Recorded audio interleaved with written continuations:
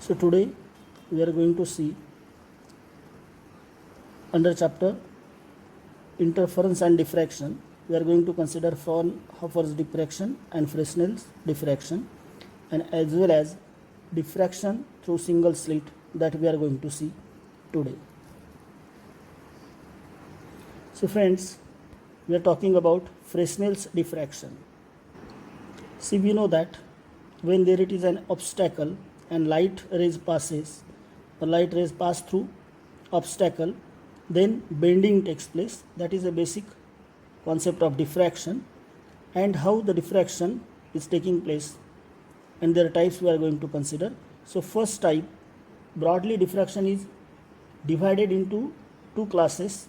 That is, first one is Fresnel's diffraction and second is Fraunhofer's diffraction. So what is the difference between Fresnel's and Fraunhofer's diffraction, that we are going to see, and what that concept is. So see, here it is in the figure, a slit, that is an obstacle to the light, is shown here, and when light rays pass through this slit, we are getting the diffraction, and that pattern we are getting it on the screen. So here, in case of Fresnel's diffraction, important thing is this, that this is a point source which is kept at finite distance from the slit. So that is why the light rays or wavefronts which travel and pass through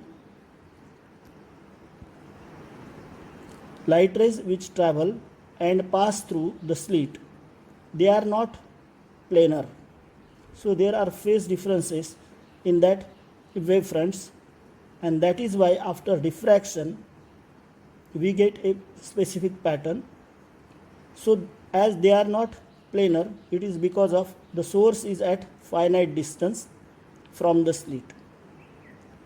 So source and screen are placed at finite distance. Similarly, the screen is also placed at finite distance from the slit. So now for observation, in this case, it does not require lens.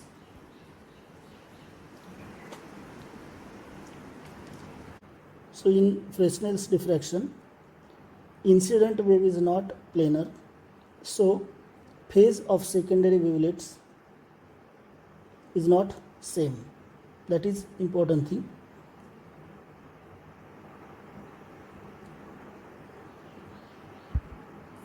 And second type is Fraunhofer's diffraction. So in this case, as we saw in case of Fresnel's diffraction, this was a slit, point source was here, and that is why the rays which are passing through the slit were not parallel. But here the source is kept at infinite distance in case of Fraunhofer's diffraction, so that all rays which are passing through slit, they all are parallel, and as if it appears as if the source is kept at infinity. We know that when source is kept at focal point, then rays after refraction they go parallel. That means it appears as the rays are coming from infinity.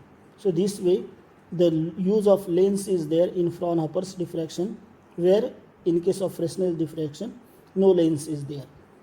So distance between slit and source is infinite. Similarly, distance between slit and screen is also infinite. Again, the lens is used, and the rays which are passing through slit, they incident on the lens, and after that they are focusing on the screen at particular point. So now in case of, this is a Fresnel's diffraction, in case of Fraunhofer's diffraction, the rays which are passing through slit are parallel. Okay, so there is no phase difference. Here it is a phase difference. So calculations and theory is more complex in this, as the phase differences are there, but in this case that is not that much complex. But for this the lens is used. Similarly, there it is a lens between slit and screen is used in Fraunhofer's diffraction, and the incident waveframes are incident wavefront is a plane wavefront, and secondary wavelets which originate from the unblocked portion of the wavefront are in same phase at every point in a plane of obstacle. So Fraunhofer's diffraction is much easier. So let us consider the difference between Fraunhofer's and Fresnel's diffraction. So this is difference between Fraunhofer's and Fresnel's diffraction. See, in case of Fraunhofer diffraction, the source of light and screen are at very large distance from the obstacle. Theoretically, it is infinite distance. Whereas in Fresnel's diffraction, the source of light and screen are at finite distance from the obstacle. Okay, so the incident wavefront is plane wavefront because of the wavefronts coming are parallel. Here it is incident wavefront is either spherical or cylindrical, and so there it is a phase difference in the plane of the slit.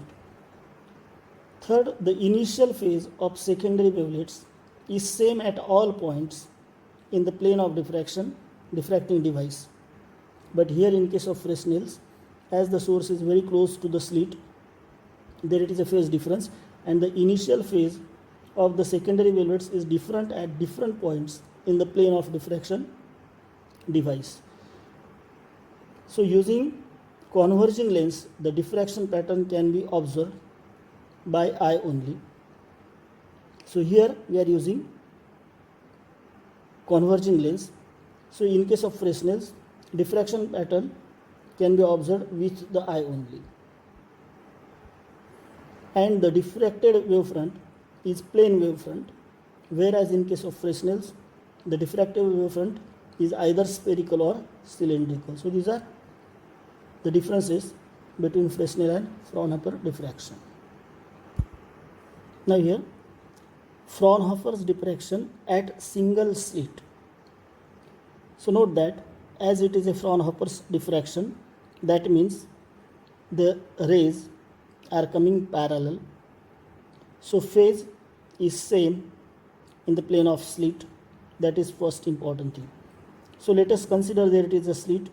Through these parallel rays pass, and after that the incident on the lens, and here it is a screen where we get bright points, pattern of bright points and dark points. So how diffraction is taking place in case of single slit, that we are going to consider. So before going into details of the theory, let us have the concept and idea related with this diffraction through single slit. See, let us consider this is the slit through which the parallel rays are passing. So these are the parallel rays which are passing. So here when parallel rays, so let us consider the ray of light which is at the center of the slit. Now after passing through the slit, let us consider it reaches to screen, and here the point is formed or it incident at this point. Similarly, the rays, other rays which are parallel to this, they also travel straight, but we know that there in case of this diffraction we are using the lens, and due to this these rays converge and meet at a point. So parallel rays meet at this point, and this is a bright point due to parallel rays. But let us consider, suppose at this point some rays travel through an angle theta, let us consider, and after traveling through an angle theta they reach to this point. So let us consider this is P0 and this is point P. So all those rays which makes an angle theta, and finally converge at this point, we are talking about those rays. So here in this case we have to understand. So see, this is O, is the center of the slit. Okay, so from this point to this point it is a width of slit. Let us consider it is A. So obviously this distance is A by 2 and this distance is A by 2. Now we are going to consider a small element ds, small element of slit ds. Let us consider this is a portion where we are going to consider ds element, and this is the center of that element. So this is, let us consider ds. Now here at this point, this is a parallel ray which is going straight, and this is another ray which is making an angle theta. So here when we talk about the rays which are making an angle theta, in that case if we observe here, let us consider, so this is the distance, let us consider it is s. Now the distance traveled by the rays which make an angle theta, if we observe and if we draw a perpendicular to this, then this distance is a path difference. It gives a path difference because of from these 2 points the equal distance is traveled by both the rays, but here there it is a path difference. So that path difference we are going to consider as a delta. Now the angle between this perpendicular and this distance s is theta. So obviously delta is equal to s sine of theta, and that we are going to use as a path difference in our expression. So remember that. Now let us consider Fraunhofer's diffraction. See, this is a slit whose width is say A, this is a center O, and now this is a screen. Now distance from O to this point is OP0, and from here it is OP. So now when parallel rays, so these are the parallel rays which are incident on the lens, they converge at this point PO and we get a bright point. So remember that O be the center of slit. Secondary waves parallel to OPO focused at point PO. They travel equal distance. This distance is D, capital D. So we get a bright point PO. Now the waves that travels at an angle theta. So see here with this parallel ray, this ray is making an angle theta. Similarly theta, theta. So those angles make an angle theta. They converge at point P. So now we have to find out the intensity at point PO as well as P. So for that let us consider, say here it is a slit, we know.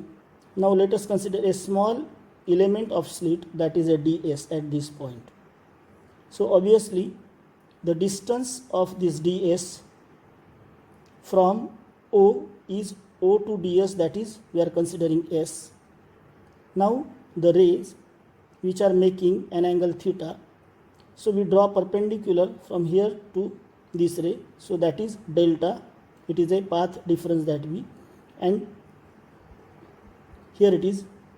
Now x is distance OP, so let us consider from this point to point P the distance is x, and that is OP. Now when we talk about the intensity and amplitude at this point, the most important thing is that we know that larger the width of the slit, larger will be the amplitude. So amplitude is proportional to ds, that is a slit element. Similarly amplitude is inversely proportional to 1 upon x. That means if the distance from this point to this point it is increased, the amplitude decreases. So amplitude is inversely proportional to x, or we can say okay. And intensity I, that we know that I is proportional to 1 upon x square. So now displacement dy0 at P. So the displacement of point from PO to P is given by d by O is equal to, see here it is, this is amplitude. So C is a constant, ds is the slit element upon x, which gives us the amplitude of the light. So C ds upon x into sine of theta, where theta is nothing but omega t minus kx. So here C is constant, omega is equal to 2 pi upon t, and k is equal to 2 pi over lambda. So now secondary waves originating from both the ends of ds will differ in phase difference. So when we consider a ds element, so the ray which is traveling from one end and other end, they will have a path difference, as we considered for understanding that the ray which is originating from suppose O and which is another from ds, they have path difference. So whatever small element we consider ds, the rays which are emerging from both ends, they will have a path difference. So that optical path difference delta that we saw, this delta is nothing but s into sine theta.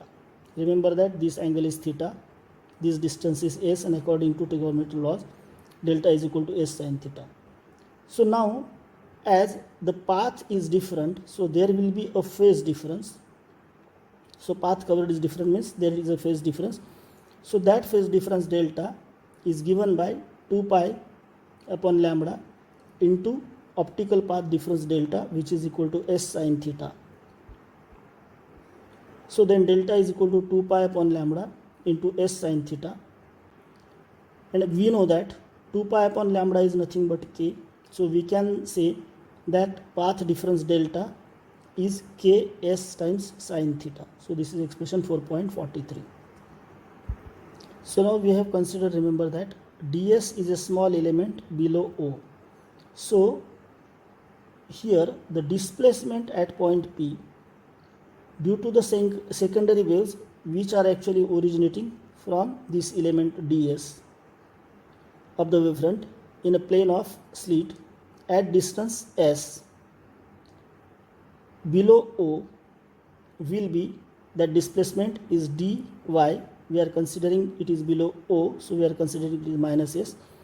So dy minus s is equal to amplitude, that is c ds, into sine of theta, that is omega t minus kx, and we know that there it is a phase difference, that is minus ks sine theta.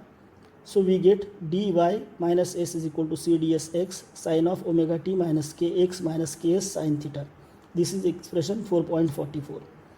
Similarly, let us consider the displacement due to similar element ds of wavefront above O. So instead of considering element ds here, if we consider above O, so that will be give a displacement, and that displacement is given by dy plus s, that is again amplitude c ds upon x into sine omega t minus kx, but here now this entity, that is a phase difference, is plus k sine theta. So here we have got displacement due to the element ds below O is dy minus s, and same ds element above O, it is dy plus s. Now the displacement produced by the pair is obviously dy is equal to dy minus s plus dy plus s, and after addition of this we get dy is equal to c ds upon x into sine omega t minus kx minus ks sine theta, as it is minus, and plus sine omega t minus kx plus sine theta, as it is plus. So using formula sin c plus d is equal to 2 sine c plus d by 2 into cos of c minus d by 2, we get dy is equal to 2 c dx ds upon x into cos of ks sine theta into sine omega t minus kx. This is expression 4.46. Now obviously the resultant displacement at P due to whole wave front, see we have considered only a small element ds below O and small element ds above O. But when we want to find out the whole displacement at point P, will be obtained by integrating equation 4.46 within limit of s from 0 to 8, a by 2. See here it is. Here it is a, and this distance is a by 2. This is a by 2, but this is below O and this is above O. So we are going to integrate the whole element in order to get S. So now here integrating equation 4.46 within limit of S from O to a by 2. So y is equal to here from 2c upon x into sine of omega t minus kx into integration of cos of ks sine theta into ds, this ds element. So we get 2c upon x into sine omega t minus kx into integration of this, putting the limits, that is sine ks sine theta upon k sine theta within limit 0 to a by 2. So therefore the total displacement y is equal to, we get ca upon x into sine of 1/2 ka sine theta upon 1/2 ka sine theta into sine omega t minus kx. This is expression 4.47. Now let us consider 1/2 ka sine theta, this that is equal to alpha, and let us consider this ca upon x is equal to a0. So putting these values, we get this equation y is equal to this ca upon x, that is a0, and 1/2 ka sine theta is equal to alpha. So y is equal to a0 sine alpha upon alpha into sine omega t minus kx. Hence the resultant displacement at point P has amplitude. So this is an amplitude, and that amplitude is a is equal to a0 sine alpha upon alpha. This is the amplitude of resultant, and that is equation 4.49. And we know that intensity, the relation between intensity and amplitude, so we get intensity I is equal to amplitude square, so that is a0 square sine square alpha upon alpha square. So this is what the intensity at that particular point. So this is the intensity. Now for various points on the screen, theta is different. We have just considered a single theta, but at various points on the screen theta will be different. So therefore alpha is also different. So intensity changes from point to point on the screen, and so there it is, a distribution of energy is done. So now equation 4.50 gives the intensity at various points on the screen. Now we are talking about the various cases related to this. So see case 1, let us consider the case of principal maximum, which is at PO. So see, for PO we know that as the rays are parallel, they are converged at the center and gives the bright point at PO. So angle theta is 0, and as alpha is equal to 1/2 ka sine theta. So therefore alpha is equal to 0, since sine 0 is equal to 0. So obviously sine theta, this quantity is 0, so obviously alpha is equal to 0. Therefore limit alpha tends to a, we have sine alpha as alpha tends to 0, sorry. So sine alpha upon alpha tends to 1. Hence intensity at point PO is, that is intensity at point PO is equal to a0 square, and that is equal to I0 is an intensity. So here it is from equation 4.49 that we already saw intensity. And remember that the intensity of a light is maximum at PO, and it is called as the central or principal maxima of diffraction pattern. So it is a point of highest intensity, and that is IO. So that is what the first case. Now let us consider another case in which we are talking about secondary maxima, because of on both sides of the principal maxima there are secondary maxima as well as minima. So let us consider secondary minima. So as we go away from PO, so we know that this is a screen. So here we get the center point, which is the maximum bright point, and thereafter another bright point, and so on. So between two bright points there are a minimas also. So we are going to consider first minima, that is a secondary minima. As we go away from PO, the angle of diffraction theta increases from 0, and obviously the intensity will be 0 at those points for which sin alpha is equal to 0. So here when sin alpha is equal to 0, we are going to get the intensity 0. Except alpha is equal to 0, we already saw at this point we have get the bright point.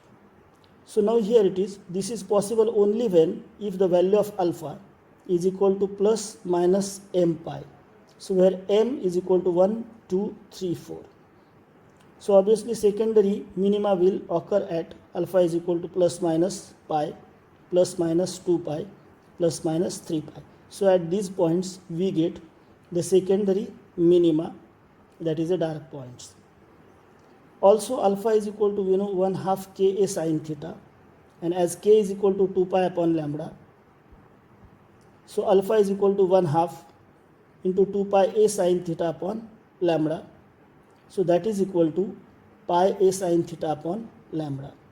So we get condition, that is pi A sin theta upon lambda, that is what alpha, that must be equal to plus minus m pi. Or we can say from this pi gets cancelled, that is, or A sin theta is equal to m lambda, and this is a condition for minima. So in order to get the minima, that is, the condition is we must have A sin theta must be equal to m lambda, and we already saw the value of m is 1, 2, 3, 4 in this way. Now let us consider secondary maxima. So note that on the screen at center we get the maximum bright point, thereafter dark point, then another bright point. But remember that as we go away from the center, the intensity of bright point decreases, and between two bright points there it is a dark point, or vice versa, between two dark points there it is a bright point. So now here it is a bright point, let us consider this is a dark point, or we can say secondary minima. Now we are going to talk about the secondary maxima. So between 2 points of minima, intensity will be again maximum. So these are called secondary maxima. So for secondary maxima, they will occur at alpha is equal to 3 pi by 5, 5 pi by 2, 7 pi by 2, etc. So obviously the alpha, which is 2n plus 1 pi upon 2 from these conditions. So where n is equal to 1, 2, 3, 4, 5. So here we know that alpha is equal to 1 half Ka sin theta. So from this we get it is 1 half 2 pi over lambda A sin theta, putting the value of K, and obviously alpha is equal to pi A sin theta. This alpha is equal to pi A sin theta upon lambda. So from equation 1 and 2 we get 2n plus 1 into pi upon 2 is equal to, this is a condition for secondary maxima, alpha should be this. So this must be equal to pi A sin theta upon lambda, and from this relation we get A sin theta is equal to 2n plus 1 lambda by 2, that is third condition. And now this is condition for secondary maxima. So intensity of secondary maxima is less than central maxima. This is most important thing. The secondary maxima does not fall exactly halfway between secondary minima. So the distance is not exactly half. That means it is not at the center of two minima, but are displaced to the center of pattern. So exact value of the maxima can be found by differentiating equation 4.49 with alpha, that is say, and equating it to the 0. It is equated to 0 because of, you know, that intensity or amplitude at that point is 0 in when we talk about minima. So A is equal to, you know, A0 sine alpha upon alpha. So differentiating it with respect to alpha, we get dA upon d alpha is equal to A0 into alpha cos alpha minus sine alpha upon alpha square. But for A to be maximum, this term, that is dA upon d alpha, must be 0, then and only then we get the value of A is maximum. So therefore cos alpha, this term alpha cos alpha minus sine alpha must be 0 in order to satisfy this condition, or we can say tan alpha is equal to alpha.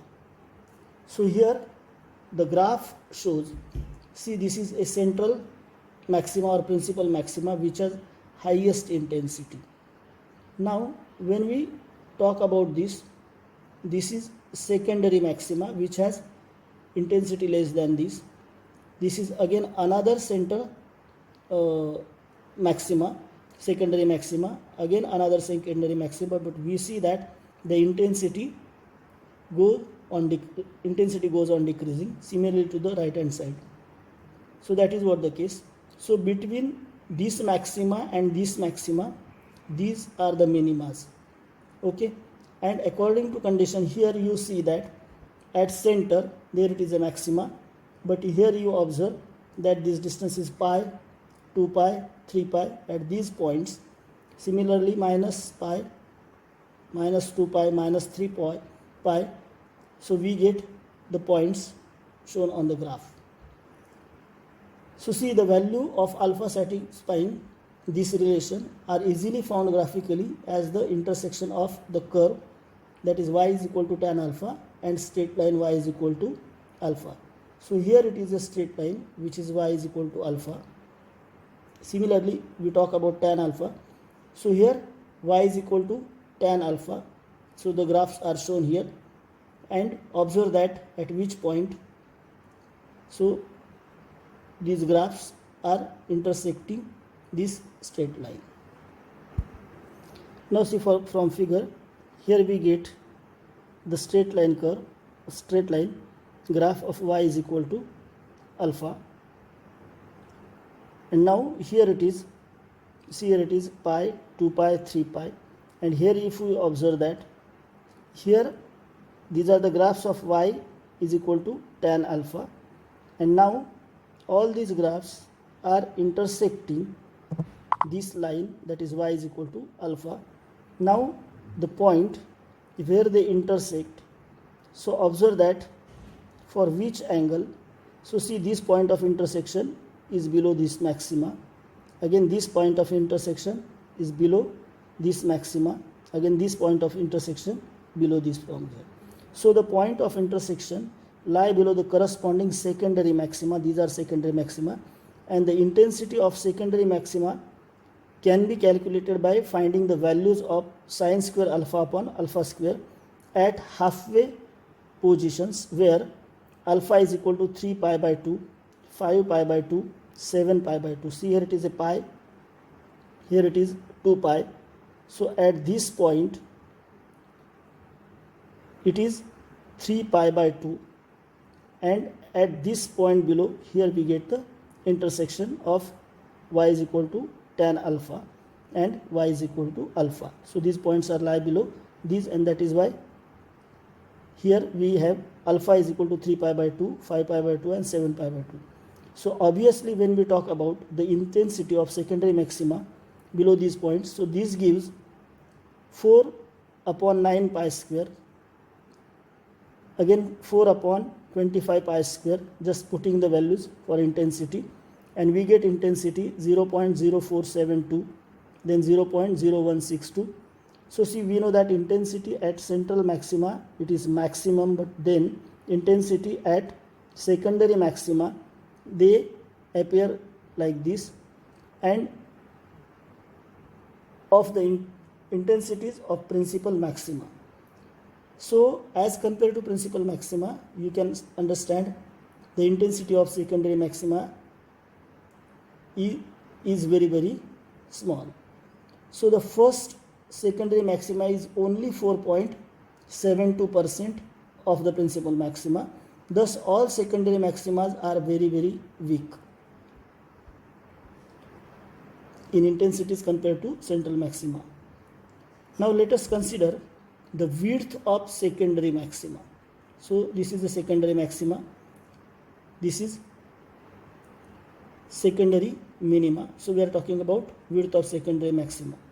See, let us consider fourth nth maxima. So let us consider this is first maxima, this is second, third, fourth and up to n. So fourth nth maxima at point P on the screen, we know that sin theta is equal to n lambda upon a. Now if yn is the distance of the nth maxima from center of the screen and d is the distance between slit and screen, so obviously tan theta is equal to yn upon d. So we know that here this is the screen here and these are the points, say central maxima. So we know that from this point to this point distance is d and another point is here which is making an angle theta.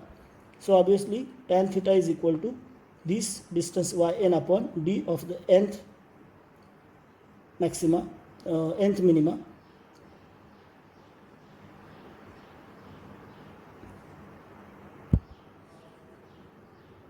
See, yn is distance of the nth minima. We know that maxima is between two minimas. So from the center of screen and d is distance between slit and screen. So that is why tan theta, as per this, it is yn upon d. As theta is very small, if we consider, that is sin theta n is equal to tan theta n. So obviously from equation 1 and 2, here we have sin theta n, that is n lambda upon a. So yn upon d is equal to n lambda upon a. Or from this we can get yn is equal to n lambda into d upon a. So since the width of secondary maximum is between two minima, and so therefore that width beta is equal to yn minus 1. So obviously that is equal to, we have this is yn, so putting value of n and n minus 1, we get n lambda d upon a minus n minus 1 lambda d upon a, and therefore beta is equal to lambda d upon a. So here it is a beta is width of the secondary maxima. So actually it is a difference between two minimas, consecutive minimas. So since beta is independent of n, now in this formula we see that the n term is not present, that means beta is independent of n. So obviously we can say that all secondary maxima are having same width and they are independent of n. Now let us consider the width of secondary minima. So obviously again it is the distance between two maximas. So now for nth maxima at point P on the screen, we have sin theta n is equal to 2n plus 1 lambda upon 2a. And if y dash n is the distance of nth maxima from the center of the screen, the angular position of the nth is, see, if y dash n is the distance of nth maximum and the angular position of nth is given by then tan of theta dash n is equal to y dash n upon d. So as theta n dash is again small, let us consider sin theta dash n is equal to tan theta dash n. So again from equation 6 and 7, by equating we get, here it is, y dash n is equal to 2n plus 1 upon 2a into d lambda. Obviously the width of secondary minima will be beta dash yn dash minus yn minus 1 dash. So from this we get again beta dash is equal to lambda d upon a. So again beta is independent of n and all secondary minima are of same width. So we found that all secondary maxima and minima are of same width if you observe the equation of beta dash and beta. Let us consider now width of central maxima. See, for central maxima, it extends up to the distance y1, the distance of first secondary minima on both sides. So obviously width of central maxima, that is beta 0 is equal to 2 times y1. So we already know the equation 3, and putting n is equal to 1, we get y1 is equal to lambda d upon a. So therefore beta 0 is equal to 2 times lambda d upon a.